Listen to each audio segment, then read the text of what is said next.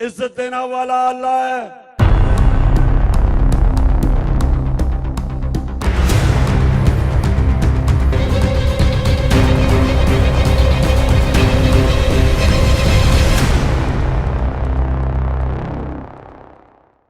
पाकिस्तान की सियासत में बड़ी तब्दीली। बरसर इक़्तिदार पार्टी नून लीग को इसके घर में इमरान खान की ओपोजिशन जमात पाकिस्तान तहरीक इंसाफ ने ऐसी धूल चटाई कि हुकूमत अभी तक अपने जख्म चाट रही है।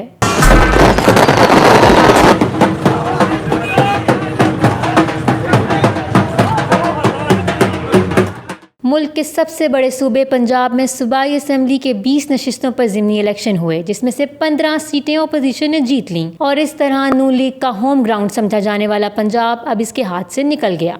ज़िमनी इलेक्शन में किसी पावर सर्कुलर की हमायत के बगैर इमरान खान का बयानिया वोटर्स के दिल को भा गया। मुस्लिम लीग नून अपनी पावर बेस में हार गई और पाकिस्तान तहरीक इंसाफ को गैर मामूली कामयाबी हासिल हुई।